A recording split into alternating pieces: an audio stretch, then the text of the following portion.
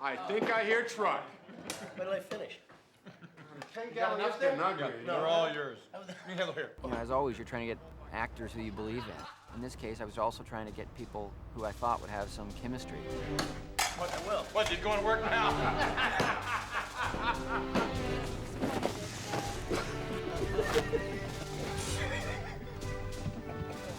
Oh. That's up and down, ain't it? That's up and down, man!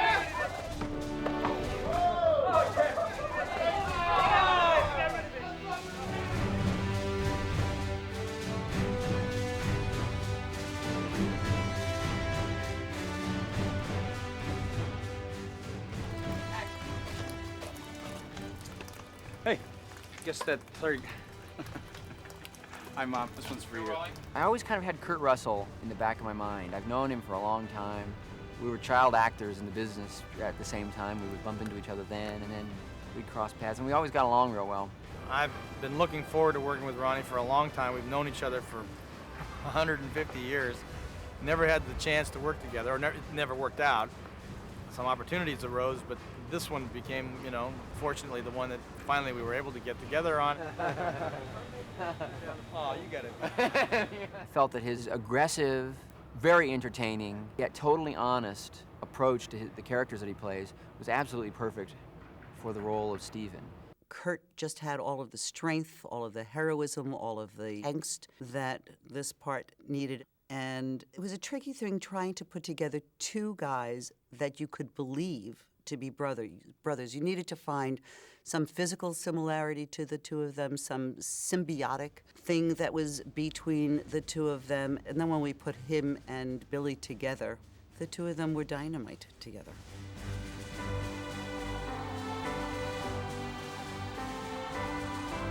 If I remember correctly, my brother Alec had read the script and he said, you should look out for this, and I talked to my agent about it and I read the script, and somehow it was sort of the right planetary alignment of sort of circumstances that converged and allowed for me to meet with Ron and to ultimately to win the part. He gave a great audition. He read the best, and I had no idea how physically gifted he is, what a good athlete he is. It's a huge advantage for this.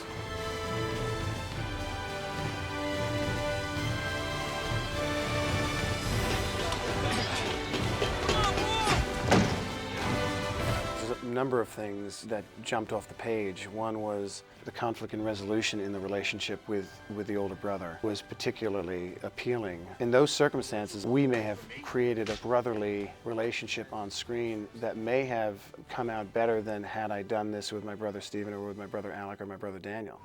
Hey, Axe, you notice Rugrat? Know him? I practically raised him. He never calls, he never brags. Scott Glenn, who plays Adcox, is an everyday, hardworking, no-nonsense firefighter. He loves the job, he loves saving people. Oh, keep going. More line. I play the senior fireman, who's what they call the pipe man, who's the guy that is on the nozzle and controls the pipe, is what they call it. So I've really gotten kind of intimate with it, and it's a lot of fun. It's always interesting to me to play a villain and make the villain not excusable to the audience, but understandable, so that you can say, well, I understand why he did what he did. Died saving my life, and these people were killing firemen for money. It's not I excuse it, but I get it. And with Axe, it was interesting to me because all of the violent, lethal, homicidal things that this guy does is coming from sort of a jumping off place of love.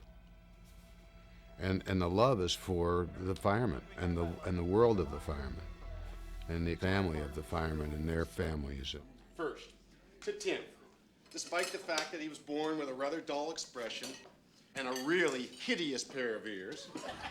My father was a fireman, worked his way, and he became a fire chief, and in fact here, well, not in Chicago, but in the suburb of Chicago. When I heard that Backdraft was about firemen and that they were looking to shoot in Chicago, my hometown, I did everything in my power to get this role.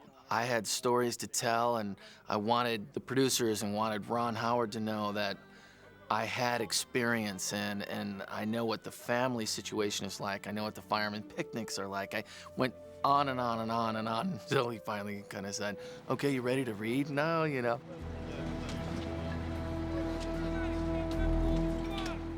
With the Robert De Niro part, they kept sort of tweaking the script and tweaking and rewriting and rewriting. There was a very interesting Russian actor, a Russian immigrant, that we were kind of interested in for the part.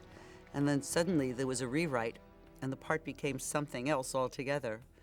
And Robert De Niro's name came up, and then that was that. We just had to have that.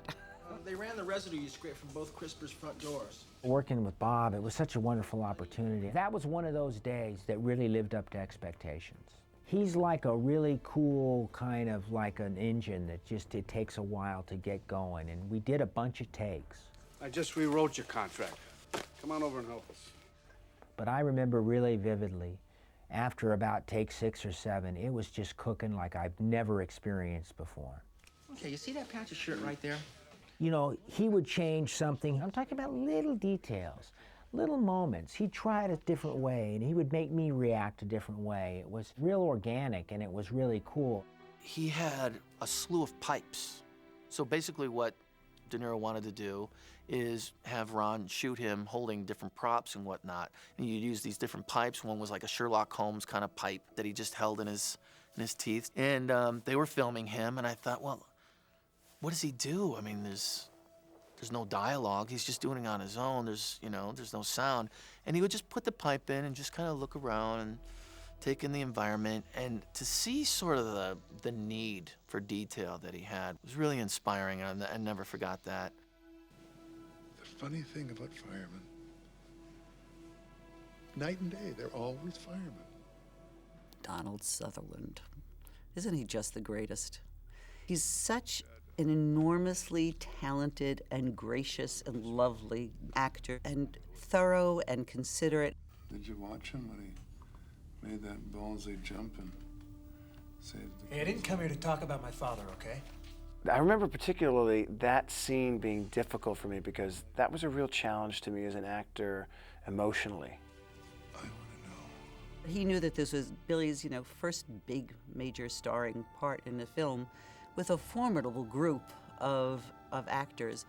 And Donald was just so generous with him and would spend time with him at lunchtime running lines and talking about the part. All right. Well, I remember sort of struggling to try and get to the emotional destination. Donald came in and had to shoot this one scene. I think he was there in and out, flew in, shot it for a day or a day and a half, and then left, and that was it. He was just wonderful. And of course there was Rebecca De Mornay and Jennifer Jason Leigh, but they were outnumbered. So what have you been up to?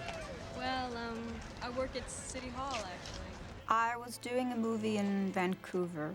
I got a call from my agent, and she said that Ron Howard wanted to speak to me about a movie, which was very exciting because I love Splash so much. And so we had a brief but really nice phone call, and I was working on this other film, so I said, I don't know if it's even possible. And also, I was still really young, so I had never had that experience of just being offered something and being cast in something. We're starting to get the feeling that your office is dragging out this case. He had this kind of faith in me that I could do this part. So they arranged it so that I just was like flying back and forth from Vancouver to Chicago. And they had to work around this other film's schedule completely, but they were really easygoing about the whole thing. Rebecca De Mornay is an actress that I met a very long time ago. Stephen? And I always thought that she was enormously talented and had a great look. And because she was such a great-looking girl, she always got all these, and after Risky Business, she always got these, sex nymphette parts and never had the chance to do a part with any real depth or emotion. So once again, Stephen's right and somebody else is wrong. And you always gotta be right. And Rebecca's agent had called me and said, what about Rebecca for this part? And I thought, I really love that idea. It was an aspect of Rebecca that you just never get to see. The chances that you take, just... Well, Mr. McCaffrey, welcome aboard. Nice boat you got here. Yeah. Well, JT I love very much, and he was actually a mentor of mine. Like, when I would have auditions, we were friends for a long time. I did an AFI film with JT where he played my dad. He's just a really, really strong actor, and it's so effortless for him. Tell you know that little glow that's starting to blink in the corner of your eye? That's your career dissipation light, just went into overtime. And Ron hadn't cast that part. I was like, what about JT Walsh? He's like, that's a great idea. I love JT Walsh. I really felt that, you know, if we were going to do a movie in 1990 about firefighters, people were going to demand realism. I just mentioned to the casting director, you know, I'd love to get just one or two people in the company who actually are firefighters. And once I got to Chicago and started interviewing all the guys who were firemen and moonlighted as actors, it was phenomenal. I came on the job in '78. I had taken the test in '76. And in the meantime, I was doing acting and working other jobs. So I came out of the academy and went to a busy engine company, Engine 43 on the northwest side. Went to a lot of fires then, and I came south to a busy truck company, Truck 11. So I've been getting some good experience. I know exactly what I'm doing. Shake and bake, boys. I think we got a barbecue. It's a great job. It's like going to a football game every day. It's exciting. People are wonderful. They're warm. It's a great life. I was told that there was going to be a film done about firemen. And having been a fireman in New York City for 10 years, I just decided it would be worth my while. I got a call to go in and be put on tape for Ron Howard. And I went in and talked a little bit and reassured him that they all may start off looking like Kurt Russell and Billy Baldwin, pretty boys. But 9 times out of 10, when they come out of the job, because the job really ages you, they wind up looking like me. Hey, pretty boy, get a load of this. Hey, Bull, where do you listen to this shit? They're good actors. They're accomplished performers. They know what they're doing. And they bring their knowledge and sense of reality to these roles. And I think for sure that it's helped us bring, as actors, a sense of reality to the fireman aspect of it. Gentlemen, we're going to be looking at a tape on ladders. There was kind of a boot camp. First, we went through a period of maybe a week when we were sort of taught by the Chicago firemen the kind of stuff that you're taught at the academy. Well, you just learned everything. You learned how to use the ladders, you learned how to put them up, learned how to use the hoses. There's a way that it has to go up and you hook them together.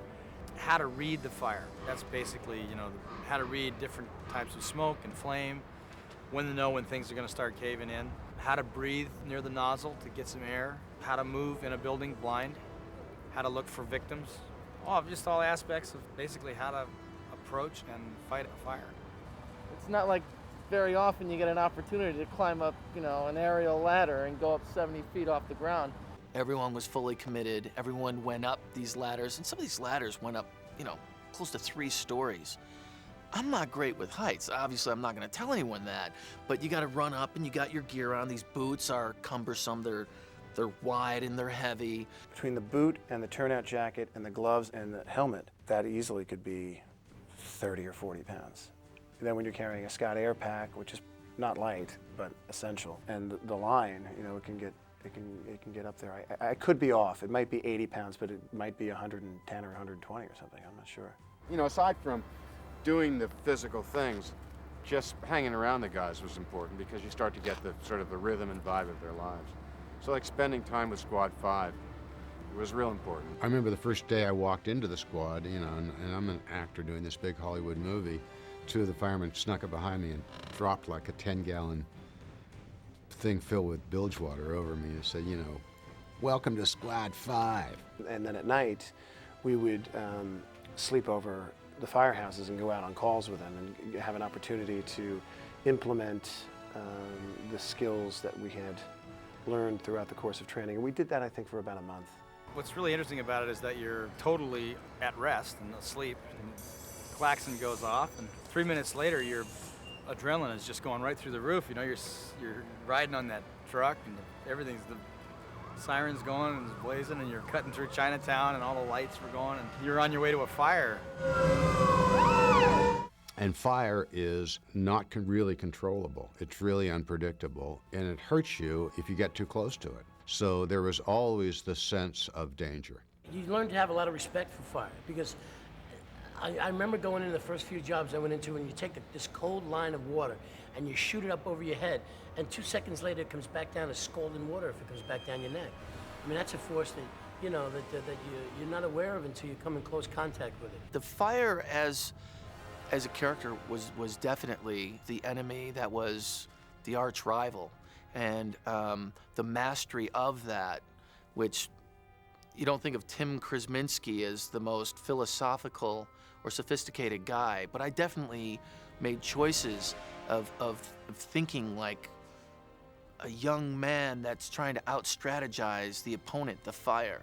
Check that door for heat, Tim.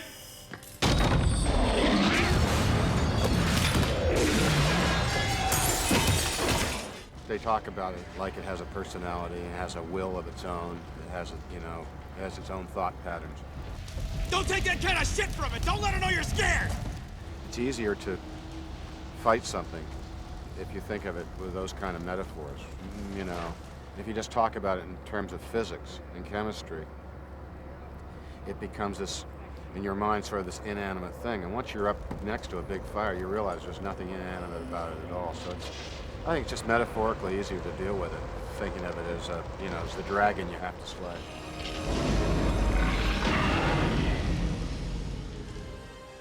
It's what's his big nemesis. His father died, and he has forever held that image. And the fire is, half of the fire is in his mind. I mean, it plays tricks on him. It's a monster. It's a ghost, and it plays with him, and it becomes almost a character in the movie. The fire itself has an attitude.